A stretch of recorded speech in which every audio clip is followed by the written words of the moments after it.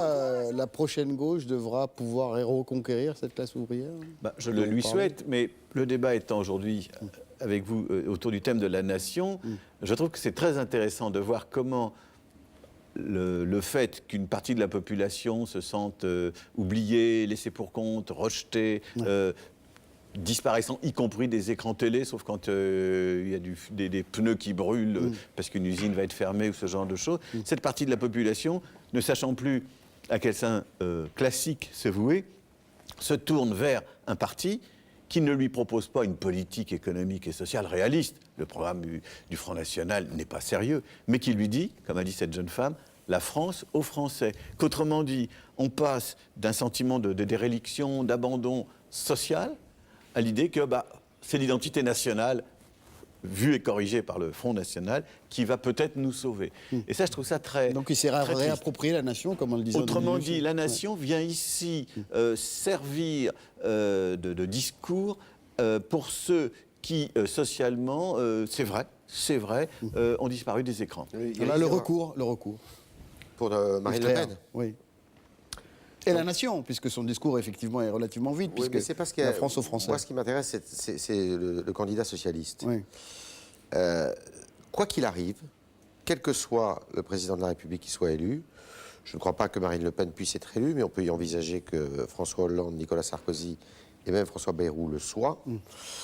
Ils n'auront aucune marge de manœuvre. C'est-à-dire qu'ils devront faire ce que Gerhard Schröder a fait il y a 6 ou 7 ans en Allemagne.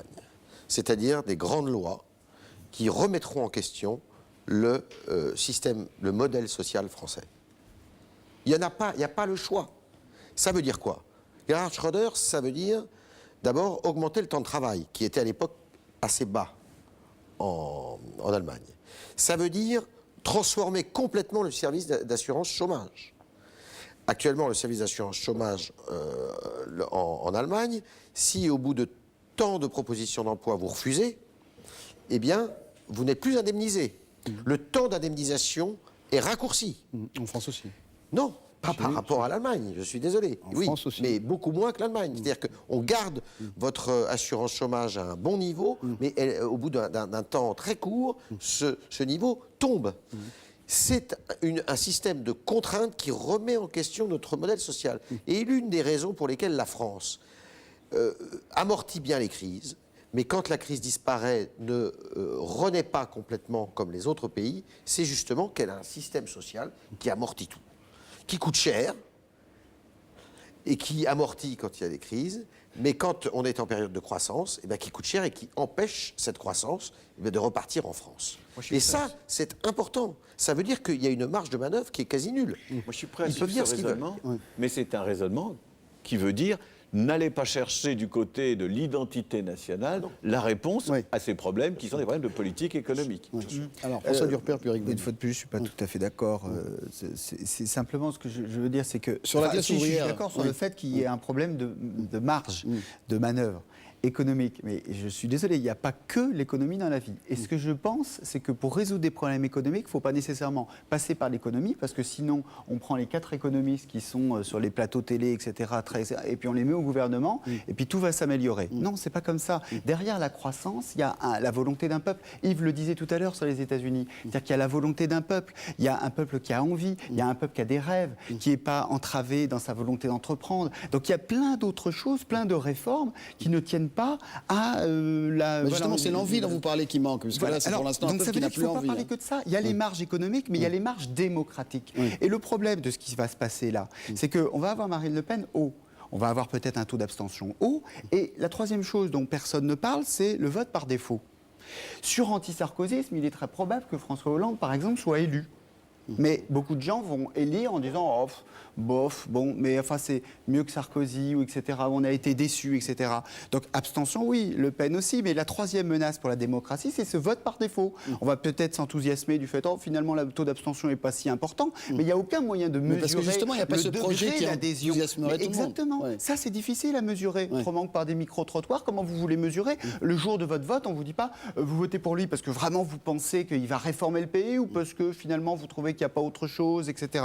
Donc ça, c'est très important parce que c'est la capacité du prochain président à réformer le pays ou non. Moi, ce que je pense, c'est qu'effectivement, pour que on évite ce genre de situation, c'est que des problèmes sociaux conduisent à des interrogations sur notre nation. Parce que là, ce que vous avez montré des ouvriers qui votaient Front National. Il n'y a pas d'ouvriers, c'est des ouvriers français, mais ce n'est pas des ouvriers français noirs et des ouvriers français arabes. Ce sont des ouvriers français blancs. Donc il y a la question sociale et il y a aussi une question ethnique, très clairement. C'est-à-dire qu'il y a deux visions de la nation aujourd'hui.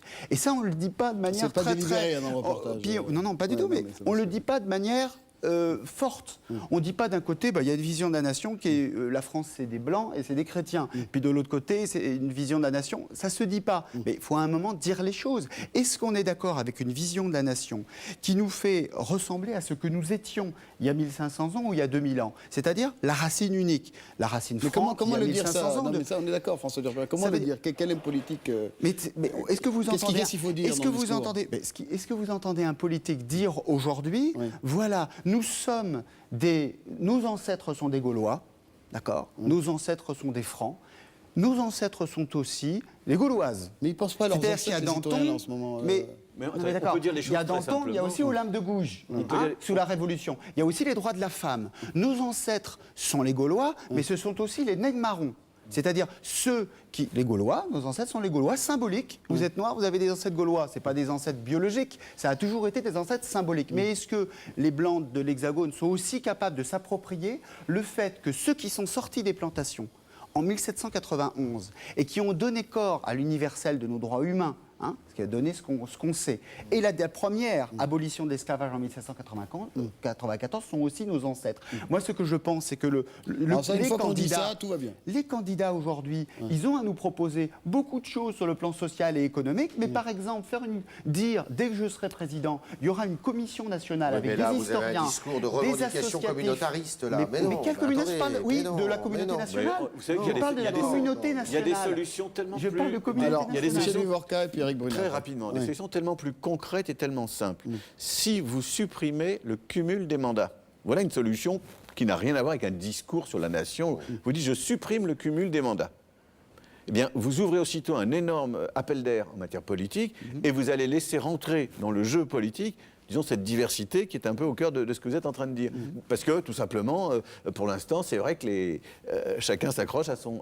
Donc, il y a peut-être à réfléchir aussi à des mécanismes politique, institutionnel, juridique, et pas seulement au discours de « je vais vous faire une autre histoire de France, je vais vous montrer Olympe de Gouges, je vais vous montrer, etc. » Mais bon, l'un n'empêche pas l'autre. On peut ne plus enseigner le récit national, on a le droit, mais on continuera, les mêmes causes produiront les mêmes effets, vous pouvez faire ce que vous voulez, et dans 20 ans, on aura toujours des descendants d'Italiens et de Polonais qui seront parfaitement français, et des descendants de Sénégalais et d'Antillais qui diront on est Sénégalais et Antillais. Bon. Moi, je suis très gêné quand je vois vos reportages, j'en ai un peu marre qu'on prenne comme citoyen repoussoir, valeur repoussoir, les lecteurs du Front National.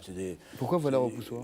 Parce qu'on parle d'eux. Il y aurait la bonne France constituée de 80% non, c'est un fait. On parle d'une classe. Non, mais je veux dire, il y avait quand même des études. C'est pas votre reportage qui me gêne, mais c'est que souvent dans les débats, on a tendance à faire de ces gens-là des gens qui sont un peu plus cons que les autres. Ou alors, ils ont juste. J'ai la conviction Ce qui que est les dit gens dans qui le votent Front reportage National, d'Éric Brunet, c'est qu'ils ont changé d'avis.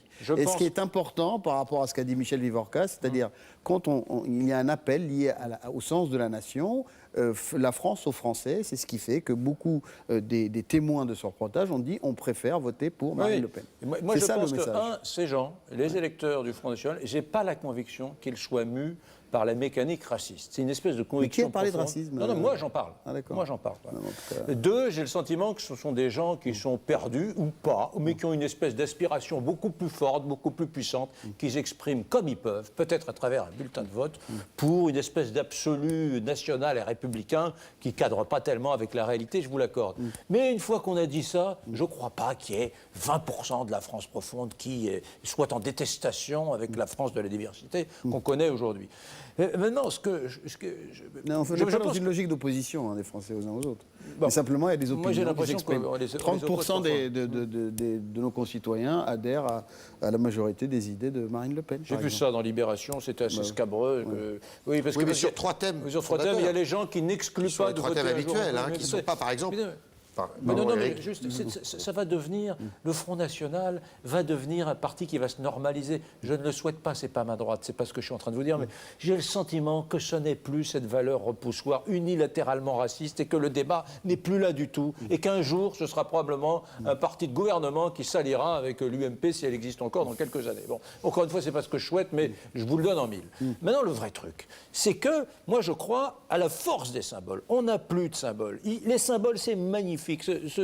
Harry Roselmack, qui présentait le journal de 20h de TF1, de la chaîne la plus regardée, Vous etc. avez bien fait de parler à l'imparfait. Oui, parce qu'il ne le présente plus, c'est ça. Voilà. Eh bien, ce type-là a probablement plus fait pour l'intégration ou l'assimilation que tous les discours des assistantes sociales qui sévissent dans Seine-Saint-Denis. Et même chose pour les joueurs de foot. Comment est-il arrivé là? S'il n'y avait pas eu un certain nombre de débats, de mobilisation, de pression, d'action collective, etc., je ne pense pas. C'est une chaîne privée qu'il a mis là. Bon, c'est pour cela que nous allons continuer. Un mot, s'il vous plaît, un mot de Yves Tréhard et on va s'arrêter là parce qu'on a débordé déjà. Un mot de Yves Tréhard. Un tout petit mot. Le problème aussi, c'est qu'on parle de la classe ouvrière qui aurait changé, enfin une partie d'entre elles, qui aurait déserté la gauche pour aller vers l'extrême droite. C'est un fait. Il y a une responsabilité énorme aussi. On parle de la désindustrialisation de la France. Savez-vous qu'il n'y a plus de ministère de l'industrie en France depuis 1992, depuis Pierre Grégovoy? C'est-à-dire que tout ce qui est industriel en France a été laissé tomber par l'État, qui a été persuadé que c'était le secteur tertiaire qui allait sauver notre pays. Et on en est arrivé là. Alors, tout ne passe pas évidemment par l'État, mais il y a énormément de pans entiers qui ont été laissés à l'abandon par les politiques de droite comme de gauche dans le secteur industriel. Et ça, c'est une erreur politique majeure qui a été faite. Merci messieurs pour vos contributions. Merci François Durper. Merci Michel Vivorca. On va rappeler l'ouvrage de François Durper, Nous sommes tous la France. Michel Vivorca pour la prochaine gauche. Éric Brunet, en plus de Carrément Brunet, tous les jours sur RMC de 13h à 14h. Il y a Pourquoi Sarko va gagner chez Albin Michel. Et Yves Tréhard, toujours au Figaro et le soir sur iTélé, me semble-t-il. Exact. Merci beaucoup. On se retrouve très bientôt pour un autre Toutes les France. Au revoir.